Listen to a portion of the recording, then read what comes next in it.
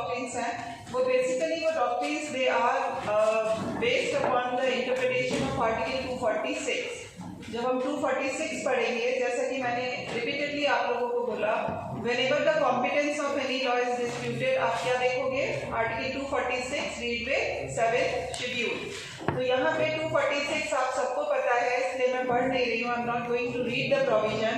246 basically it talks about 3 things. It says notwithstanding anything, non obstante clause से शुरू होता है, नॉटविथस्टैंडिंग एनीथिंग, और ये क्या कहता है कि on union list parliament has got power to frame the law, on a state list state has got power to frame the law, and on concurrent list they both have got power to frame the law. And at the same time it also says whenever there is a conflict between the union list and state list, it is the union list which will prevail because of the non-obstain clause. Non-obstain clause क्या होता है? जो notwithstanding, जो पहला आपका starting of the provision, that is non-obstain clause. So because of that, if there is a conflict between list 1 and list 2, that is parliament power and state legislature's power, then it is always the union list, the power of the parliament, which shall prevail.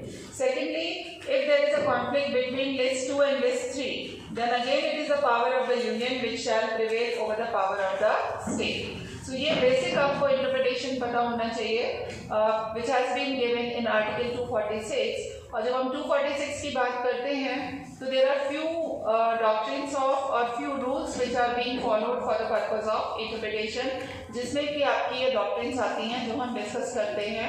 उसके अलावा कुछ और चीज़ें भी आती हैं। For example non obstante clause, सबसे पहला रूल ऑफ इंटरप्रिटेशन है non obstante clause. This is the first rule of interpretation, non obstante clause. Non obstante clause that as I told you, the first word with which the provision begins, notwithstanding anything, which establishes supremacy of union law over the state law, which establishes supremacy of parliament over the state. तो पहला rule of interpretation में non obstante clause आ गया। Second rule of interpretation जो एक follow करती है court, that is retrospective effect.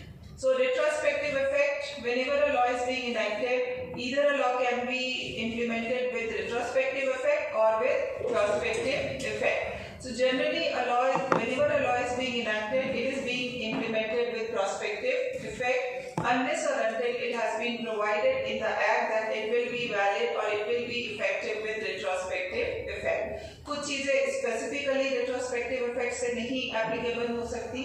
For example criminal liability आप retrospective effect से इम्पोज नहीं कर सकते। Civil liability can be impose with retrospective effect. So these are the things which the court keeps in mind when the court is interpreting, because interpretation के लिए court के सामने matter तभी जाएगा जब कॉन्फ्लिक्ट है। तो जब कॉन्फ्लिक्ट है तो कोर्ट कैसे डिसाइड करेगा? These are the things which the court will keep in mind while deciding the dispute. तो एक तो आपका नॉन ऑब्स्टेन क्लॉज हो गया, देन रिट्रोस्पेक्टिव इफेक्ट हो गया, then we all know that there is predominance of union over the, there is predominance of parliament over the state legislature. वो हमने टॉपिक 1 में भी देखा था, और वो हम आर्टिकल 246 के बेसिस पे भी बोल सकते हैं that yes the supremacy has been given to union over the state legislature, that is the supremacy has been given to the parliament over the state. तो एक ये है। उसके बाद जो अब हमारा मेन रूल ऑफ इंटरप्रिटेशन आता है ये बेसिक चीजों के बाद, that is avoiding the conflict, avoiding of conflict, how the conflict will be avoided. और कॉन्फ्लिक्ट अवॉइड करने का क्वेश्चन कहाँ पे आता है? स्पेसिफिकली तब ज्यादा आता है अगर state law is touching upon और the state law is encroaching upon the field of the union. अगर एक्चुअली में कर रहा है या अपरेंटली उनको लग रहा है, there can be two situations where the validity of state law can be challenged. तो अगर स्टेट लॉ की वैलिडिटी चैलेंज की जाएगी तो यहाँ पे जो रूल है that is basically avoidance of conflict है। तो वहाँ पे इसके अंडर में 2 सब रूल फॉलो होते हैं। One is harmonious construction, another is doctrine of pith and substance. Harmonious construction means a balanced approach so that both the laws are valid. Pith and substance is what is the true nature of the legislation, क्योंकि जब court avoid करेगी conflict, उसके लिए court क्या करेगी? Court will analyse the true nature of the legislation and on the basis of true nature the court will reach to the conclusion that whether the state law is valid or not. ये doctrines हम detail में discuss करेंगे, doctrine of harmonious construction, doctrine of faith and substance. इसके अलावा एक और doctrine है, that is colourable exercise of legislation. Colorable exercise of legislation, what you are not allowed to do directly, you cannot do indirectly. तो ये तीन main doctrines हैं आपकी, which we will be discussing in detail. On the cases have been given in your case material on all the three doctrines, and इसमें as I told you earlier that cases are given and generally in your examination the problem based question is asked. And problem based question वो case based ही होता है. तो अगर आपको cases पता है, facts पता है, then you will be able to relate कि ये पर्टिकुलर प्रॉब्लम किस डॉक्ट्रिन से रिलेट कर रही है. क्योंकि इस लेंथी टॉपिक, बहुत सारी डॉक्ट्रिन्स हैं. पेट्रोलियम नेक्सस हम पढ़ चुके हैं. अभी हम इसमें today I will be discussing harmonious construction. Harmonious construction and faith and substance inter related है. फिर कलरेबल एक्सरसाइज ऑफ लेजिस्लेशन. उसी के बाद इस टॉपिक 7 में आपका रिपग्नेंसी भी है और रेजिडरी पावर भी है. सो अगर 10 मार्क्स के हिसाब से देखिए तो आप इसमें टॉपिक्स बहुत सारे हैं, depending upon the description of the paper setter की उसको जो टॉपिक ज़्यादा इंपॉर्टेंट लगे उस पर से क्वेश्चन बन सकता है. बट डेफिनेटली क्वेश्चंस आते हैं, सो आप छोड़ नहीं सकते इसको, क्योंकि बिकॉज 10 मार्क्स का कहीं भी क्लब होके किसी भी मेन क्वेश्चन के साथ आपके आ सकता है. तो आपको डॉक्ट्रिन्स जरूर से करनी है सारी, don't leave any of the doctrine. तो ये सारे रूल्स हैं जो हम डिस्कस करेंगे. एंड एक उसमें एक और चीज़ भी है जो आपको जाननी चाहिए, that is ancillary rule of legislation. That means कि कई बार मेन टॉपिक नहीं होता है. लाइक अगर आप मीडियम ऑफ इंस्ट्रक्शन की बात करें, मीडियम ऑफ इंस्ट्रक्शन कहीं भी किसी भी लिस्ट में नहीं मिलेगा. एजुकेशन है, education is a subject in the list, but medium of instruction is not there. But medium of instruction is related to education. तो अगर किसी मेन सब्जेक्ट पे लेजिस्लेट करने की पावर है, उससे रिलेटेड जितनी भी चीजें होंगी उस पे भी लॉ बनाने की पावर उस लेजिस्लेचर को होगी. फॉर एग्जांपल, अगर टैक्स इम्पोज करने की पावर है तो टैक्स इम्पोज करने के साथ साथ रेवेन्यू जनरेट करने के लिए लाइसेंस फी लगाने की पावर भी लेजिस्लेशन को है, because that is related with that. तो ये भी आपको जब when you will B analysing the validity, तो आपको देखना होगा कि ये डायरेक्ट में आ रहा है या रिलेटेड है, ये कॉम्पिटेंस में आ रहा है या नहीं आ रहा है, because that is a main thing on the basis of which it will be decided that whether a law is valid or not. Competency. Again and again I am repeating this word, क्योंकि कोई भी problem based question आ जाए या कहीं पे भी आपको life में अगर किसी भी लॉ की वैलिडिटी चेक करनी है तो आप उसकी कॉम्पिटेंसी देखोगे. और कॉम्पिटेंसी के लिए मैंने आपको सिंपल फॉर्मूला बताया हुआ है, आर्टिकल 246 रीड विद 7 शेड्यूल. उसके बेसिस पे अगर वो विद इन कॉम्पिटेंस आता है, फिर आप ये देखोगे कि क्या इंसिडेंटली टच कर रहा है कहीं और. If incidentally it is touching upon a subject in another list, then the validity will be decided accordingly. तो सबसे पहला रूल जिसके केसेस आज हम डिस्कस करेंगे, that is harmonious construction. Harmonious construction में basically as I told you, it's a kind of balance approach. Balance approach where the court will try to resolve the conflict. ऐसा नहीं होगा कि कोई भी कॉन्फ्लिक्ट आई कोर्ट के सामने तो सबसे पहले कोर्ट जो है स्टेट लॉ को इलीगल कर देगी और इनवैलिड कर देगी. No, that is the last resort. जो नॉन ऑब्स्टेन क्लॉज है, नॉन ऑब्स्टेन क्लॉज हम सबको पता है. And because of non-obstant clause, we all know कि ultimate supremacy lies in the hands of Parliament. Non-obstant clause is always the last resort. ऐसा नहीं है कि बस conflict आई, non-obstant clause है, उसकी वजह से Parliament का law valid हो जाएगा. No. First step is always the court will try to resolve the conflict.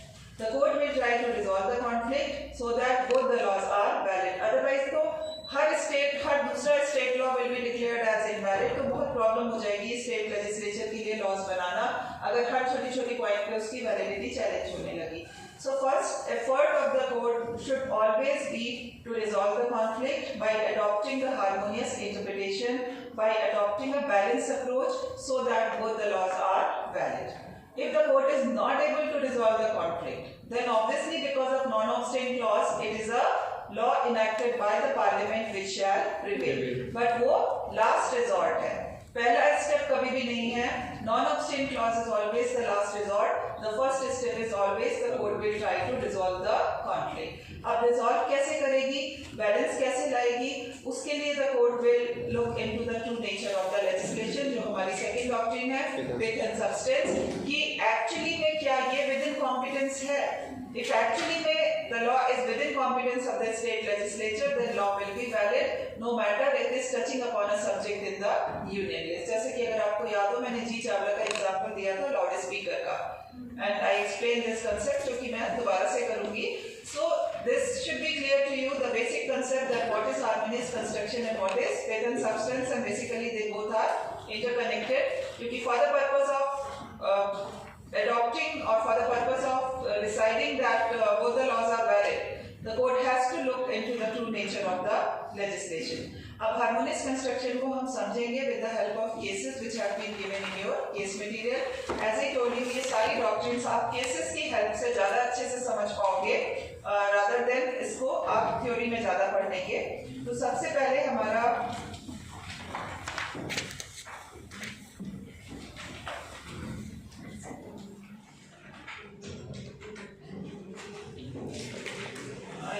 एक और केस सबसे पहले जो है सेकंड आ गया मेरे पास, गुजरात यूनिवर्सिटी वाला. गुजरात यूनिवर्सिटी से पहले वाला कौन सा है?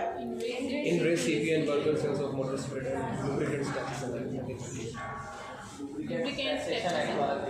Late me just check. I think मैं रूम में ही छोड़ के आई हूँ. आप लोग 2 मिनट दो मुझे. Let me just check. या बेटा आप एक काम करोगे, आप 110 में जाओ. 110 में आप देखना मेरा बैग रखा हुआ है, इधर इन माय बैग और ड्रॉर, वहाँ पे रेड कंट्रोल का मटीरियल रखा हुआ है. उसमें एक केस अलग से लाइक ऐसा होगा स्टेपल किया हुआ पेज, देखना अगर मिल जाता है.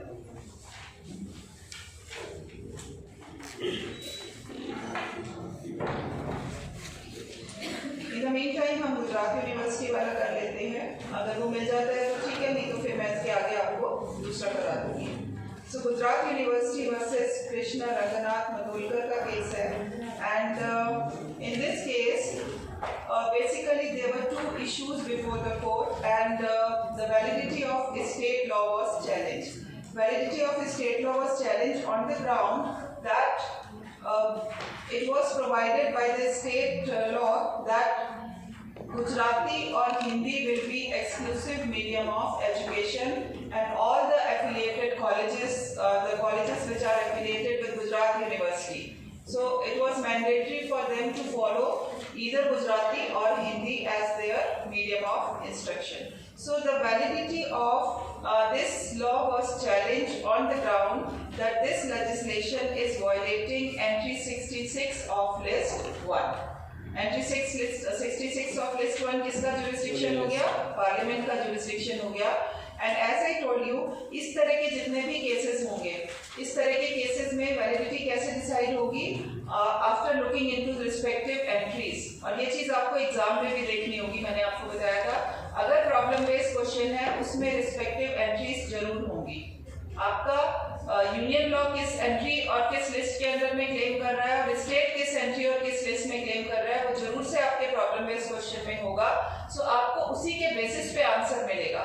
आप कॉम्पिटेंस कहाँ से देखोगे? आप कॉम्पिटेंस एंट्रीज से देखोगे. वो एंट्रीज आपके क्वेश्चन पेपर में होंगी. सो आप उसको पढ़ने के बाद देन फिर आपके केसेस तो है ही यहाँ पे, जिसकी हेल्प से आप आंसर करोगे. तो यहाँ पे कौन सी एंट्री डिस्प्यूटेड थी कि इसमें legislation, the contention was that it comes the law which has been enacted by the Gujarat legislature, by which the power was given to the Gujarat University that all the affiliated colleges, their medium of instruction will be either Hindi or Gujarati. It was provided. तो इसको जब challenge किया गया तो court ने para number आप देखो, para number 23 से पहले जो लास्ट की रफली 15 लाइनें हैं पैरा नंबर 22 की, पैरा नंबर 22 की रफली लास्ट 15 लाइन्स, वहां पे आपको रिस्पेक्टिव एंट्रीज मिल जाएंगी. तो वहां पे रिस्पेक्टिव एंट्रीज कौन कौन सी हैं? रिस्पेक्टिव एंट्रीज है, एक तो आइटम 11 ऑफ लिस्ट 2 है. Middle line item 11 of list 2 and item 66 of list 1, क्योंकि दोनों में कॉन्फ्लिक्ट तभी आएगा जब दो आपको अलग अलग जुरिस्डिक्शन कॉम्पिटेंस मिल रहे हैं। तो यहाँ पे जो आइटम 11 लिस्ट 2 है, that item 11 list 2 gives power to the state legislature. It gives power to the state legislature to legislate with respect to primary and secondary education within the state. तो primary और secondary education पे legislate करना किसका subject matter है? State legislature का। और जो entry 66 list 1 की, गॉट इट? Thank you. तो आपके लिए थोड़ा सा मैं बता देती हूँ, बिकॉज आपने मिस किया। हम गुजरात यूनिवर्सिटी वाला केस डिस्कस कर रहे हैं और वहाँ पे competence of state legislature and parliament disputed है। डिस्प्यूटेड एंट्रीज हैं entry 11 of list 2 and entry 66 of list 1। अब एंट्री 66 ऑफ लिस्ट 1 पावर देती है पार्लियामेंट को to legislate with respect to maintain the standards of higher education.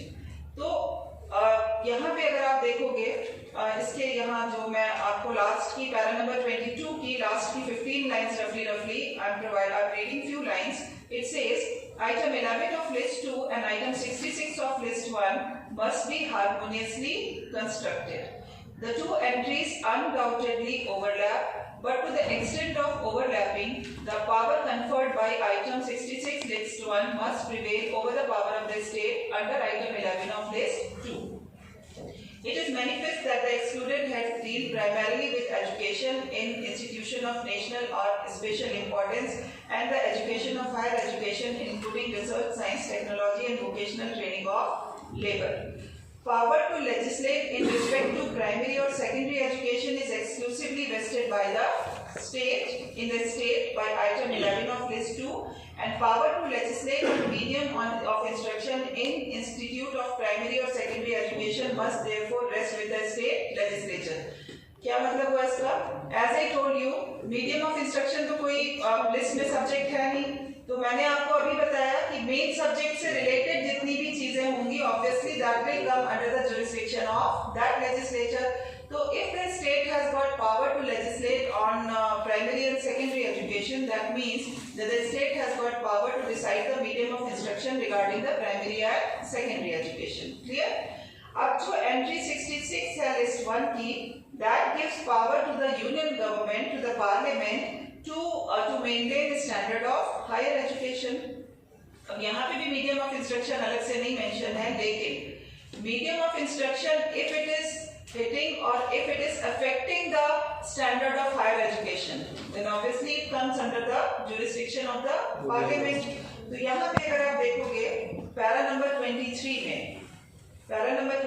में अगर आप देखो, it says that the state has the power to prescribe the syllabus and course of study in the institutions named entry 66 but not falling, इसको छोड़ दो आप, इससे यहाँ से देखो the union parliament, third line, the union parliament has an overriding legislative power to ensure that syllabus and course of study prescribed and the medium selected do not impair standard of education or render the coordination of such standard either on an all India or other basis impossible or even difficult. Thus, though the power of the union and the state are an exclusive list, a degree of overlapping is inevitable. It is not possible to lay down any general test which would afford a solution for every question which might arise on this hand. On the other hand, it is certainly within the province of the state legislature to prescribe the syllabus and courses of study and of course to indicate the medium of instruction. On the other hand, it is also within the power of the union to legislate in respect to medium of instruction, so to ensure the coordination and determination of standard. तो आपको दिख रहा है कि a kind of overlapping is there. हालांकि दोनों का jurisdiction उनकी अलग-अलग लिस्ट में दिया गया है. Entry 11 of list 2, it deals with primary and secondary education, and the power which has been given to the union government, it deals with maintaining a standard of higher education. लेकिन अगर ये power कहीं ना कहीं overlap करती है, which the court is saying that it is inevitable, the power will overlap because आपका जो medium of instruction है, it's not a separate subject, it comes within the main topic which has been given to on which the legislature has got jurisdiction to legislate. अब वो अगर कहीं ना कहीं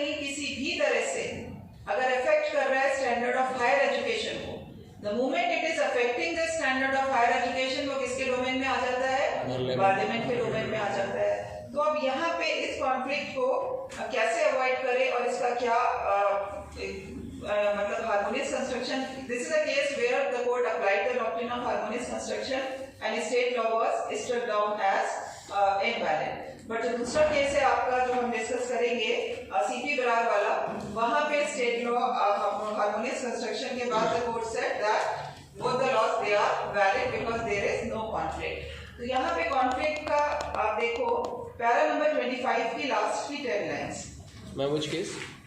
Gujarat university. अभी तो हम discussing the Gujarat university.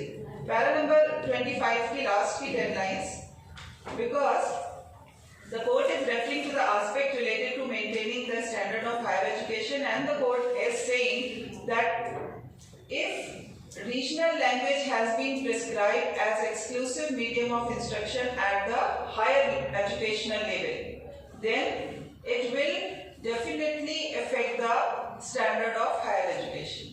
Regional language में maybe books are not available, maybe students are not able to understand, all the students are not able to understand that language, and specifically when we talk about the technical subjects, कुछ subjects में language will not matter. But some other subjects, language will definitely matter. So if books are not there, instructors are not there, students are not able to understand completely, then definitely in long run it is going to affect the standard of higher education. ये point आपको last की 10 lines में मिल जाएगा, para number 25 की. I'm reading few lines. The court is saying that in imparting instructions in certain subjects, medium may have subordinate importance and little bearing on standard of education, while in certain other, its importance will be vital. Normally, in imparting scientific or technical instructions or the training students for professional courses like law, engineering, medicines, and like existence of adequate textbook at the given time, the existence of journal and other literature, availability of competent instructors, and the capacity of students to understand instructions imparted through the medium in which it is imparted are matters which have an important bearing on the effectiveness of instructions and resultant standard achieved thereby. If adequate textbooks are not available, or competent instructors in the medium through which instructions is directed to be imparted are not available, or the students are not able to receive or imbibe instructions through the medium in which it is imparted, standard must of necessarily follow. तो ये जो point है, इसी के basis पे the court reached to the conclusion that if a legislation is being passed by the state legislature by which it has been provided that medium of instruction will be exclusively Gujarati or Hindi, then definitely it is going to affect the standard of higher education. So, ये particular legislation it has been struck down by the court. Ma'am, Gujarat state came up with the law for the higher education, right? So if they come up with the primary education, if primary education and Parliament has made any law which has controversy, which has overlapping with the primary education, whether it can be state law or union law, which will prevail over? Generally, primary education, because it comes under the exclusive field of the state, तो उस पे Parliament नहीं बनाएगा. और अगर the state law is exclusively within its domain, it is not interfering with the field of legislature, the law will be valid. फिर court को देखना होगा कि पार्लियामेंट का लॉ अगर it depends, अगर larger public interest involved है, there are certain situations where even parliament can enact on the subjects given in the state list. ये हमने पहले पढ़ा था कि there are situations when the parliament can enact the law on the subjects given in the state list. तो अगर वो उस situation में cover होता है, then the parliament can legislate on the subject given in the state list, but otherwise constitution ने बहुत clear distinction किया हुआ है. प्रॉब्लम कभी भी पार्लियामेंट के लॉ पे नहीं आती है, प्रॉब्लम हमेशा स्टेट के लॉ में आती है और हमेशा उसी की वैलिडिटी चैलेंज की जाती है कि it is encroaching upon the field given in the union list. और प्रॉब्लम हमेशा लिस्ट 1 और लिस्ट 2 में आती है. लिस्ट 3 तो वैसे ही हमें पता है कि अगर रिपंडेंसी होगी तो it is the state law which will be void to the extent of repugnancy. तो लिस्ट 3 का तो रिपंडेंसी की डॉक्ट्रिन में आ जाता है. यहाँ पे कौन से लॉस को हम डील कर रहे हैं? Whenever there is a conflict between list 1 and list 2. ये चीज आपको क्लियर होनी चाहिए क्योंकि लिस्ट 3 जनरली हमारा जितने भी रिपंडेंसी जाएगा वो हमारा 254 वो अलग से आपकी डॉक्ट्रिन ऑफ रिपंडेंसी है, दिया हुआ है लास्ट में, जो हम डिस्कस करेंगे अलग से doctrine of repugnancy. Concurrent list पे भी कई बारी if need is there court, क्योंकि ये सारी चीजें इंटर रिलेटेड है, तो इट डिपेंड्स कि कई बार ये वेतन सब्सटेंस अप्लाई कर लेते हैं, हार्मोनियस कंस्ट्रक्शन अप्लाई करके वहां पे भी कोर्ट कोशिश करती है कि हम कॉन्फ्लिक्ट को रिजॉल्व कर दें, so that both the laws are valid, दोनों को ही कॉम्पिटेंट है, दोनों को ही जुरिस्डिक्शन दिया है। बट वहां पे हमें ये पता है कि वहां पे भी सेम चीज होगी कि if the state law, if the court is not able to resolve the conflict, then if the court is not able to resolve the conflict, then the state law to the extent of repugnancy, पूरा law नहीं void होगा, कितना law void होगा, only to the extent of repugnancy the law will void. In the case of concurrent list. हाँ, in the case of concurrent list, वो लेकिन हम बाद में डिस्कस करेंगे, अभी इससे मिक्स नहीं कर रहे हैं। तो यहाँ पे गुजरात यूनिवर्सिटी में कोर्ट ने क्या बोला बहुत क्लियरली, क्योंकि कॉन्फ्लिक्ट था, क्योंकि जो स्टेट लेजिस्लेचर था वो जो यूनियन का सब्जेक्ट था एंट्री 66 में लिस्ट 1 को, उसको अफेक्ट कर रहा था, स्टैंडर्ड ऑफ हायर एजुकेशन को अफेक्ट कर रहा था, then in this case the court tried to resolve the conflict but the court was not able to resolve the conflict, तो harmonious construction यहाँ पे अप्लाई नहीं हो पाया and the state law को स्टेप डाउन किया गया। अब जो दूसरा केस है, जो आपका मतलब पहला केस है, that is CP and Brar, that is re CP and Brar Sales of Motor Spirit and Lubricant Taxation Act. This is a case where the court applied doctrine of harmonious construction and the court reached to the conclusion that both the laws, they are dealing with two different things. There is no conflict between the two, और एक balance approach adopt करने के बाद court ने बोला कि दोनों ही law valid है। तो ये दोनों केसेस में यही डिफरेंस है कि एक केस में हार्मोनियस कंस्ट्रक्शन अप्लाई करके स्टेट लॉ वैलिड था, दूसरे केस में हार्मोनियस कंस्ट्रक्शन अप्लाई करने के बाद भी कॉन्फ्लिक्ट रिजॉल्व नहीं हो पाई, तो स्टेट लॉ को इनवैलिड बोला कोर्ट ने। तो सीपी एंड ब्रार में क्या है, CP and Brar में there is a state law that is शुरू में ही मिल जाएगा आपको, Central Province and Bearer Sales of Motor Spirit and Lubricant Taxation Act. So ये एक motor spirit lubricant act of 1917 है, जो नीचे आपको मिलेगा वो फेडरल गवर्नमेंट, ये फेडरल गवर्नमेंट का पहले का केस है, 1938 का क्या केस है। So this is a judgment given by the federal court. तो उस समय फेडरल कोर्ट ही होती थी, हमारी सुप्रीम कोर्ट नहीं होती थी, तो ये फेडरल कोर्ट का जजमेंट है। और यहाँ पे स्पेशल रेफरेंस गवर्नर ने कोर्ट को दिया था, लाइक जैसे हमारे कॉन्स्टिट्यूशन में president special reference supreme court को देता है, similar provision was there before commencement of the constitution under government of act of 1935। तो वहाँ पे गवर्नर रेफरेंस देता था फेडरल कोर्ट को। तो रेफरेंस किस चीज के लिए आया, basically the conflict between the provincial legislature and central province, the state legislature. एक है motor spirit duties act of 1917 जो कि फेडरल लेजिस्लेशन है, और दूसरा है central province and Berar sales of motor spirit and lubricant taxation act of 1938 जो कि प्रोविंस का है। अब जो प्रोविंस का एक्ट है, इस शुरू में देखिए आप, इसका सेक्शन 3(1) दिया हुआ है, उसने क्या पावर दी है प्रोविंशियल लेजिस्लेचर को, प्रोविंशियल लेजिस्लेचर को इसने पावर दी है to impose tax on motor spirit and lubricant. So it says that there shall be levied and collected from every retail dealer a tax on the retail sale of motor spirit and lubricant. ये state law है, this is a provincial law जो कि power देता है tax impose करने के लिए motor spirit and lubricant को। किसको पावर देता है, स्टेट लेजिस्लेचर को। अब आप नीचे देखो तो यहाँ पे आपका ये फेडरल एक्ट मिल जाएगा, federal act motor spirit duties act of 1970 जो कि सेंट्रल लेजिस्लेचर को पावर देता है टैक्स इंपोज करने के लिए मोटर स्पिरिट पे। तो अब दोनों के ही कंटेंशन एंड काउंटर कंटेंशन है। Federal government is saying that it comes within our jurisdiction to impose tax on motor spirit and lubricants. State legislature कह रहा है कि ये हमारे जुरिस्डिक्शन में आता है to impose tax on motor spirit and lubricants. तो court is saying that it is necessary to scrutinise the disputed entries. क्या डिस्प्यूटेड एंट्रीज हैं और क्या डिस्प्यूट, इसमें पैरा मार्किंग शायद नहीं है। पेज नंबर क्या है आपके केस मटेरियल में इसका, केस का 271।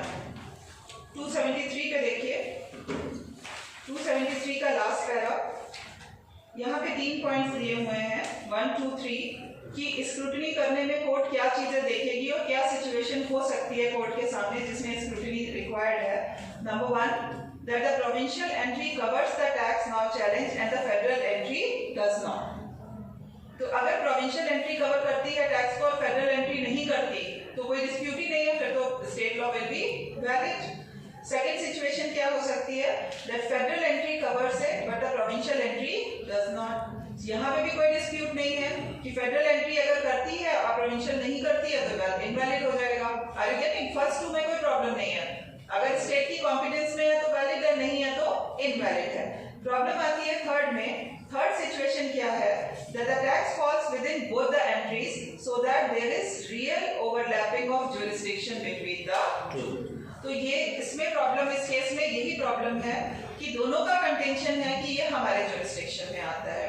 अब स्टेट का कंटेंशन ये है कि जो एक्साइज ड्यूटी है that can be imposed only at the time of manufacturing but not later on. अगर सेंटर का जो जुरिस्डिक्शन है, सेंटर करेगा एक्साइज ड्यूटी इंपोज, लेकिन कब करेगा? Only at the time of manufacturing, उसके बाद वो नहीं करेगा. बाद का जुरिस्डिक्शन प्रोविंस का है.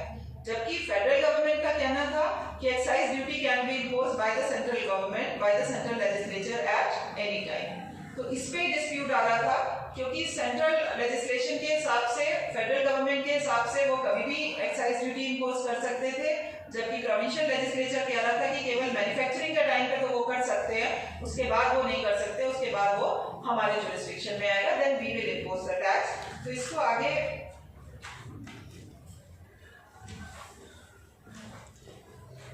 एक बस पेज नंबर क्या बताया था आपने? एक बार पेन की जगह लिख दिया. 272 नहीं, फर्स्ट पेज का क्या नंबर है? 271.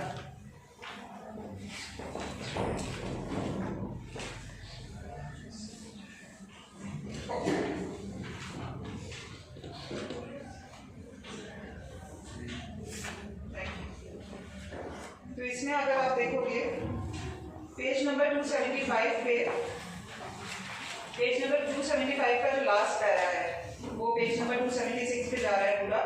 उसमें मेनली कोर्ट डिस्कस कर रही है कि this kind of problem is peculiar to our constitution only.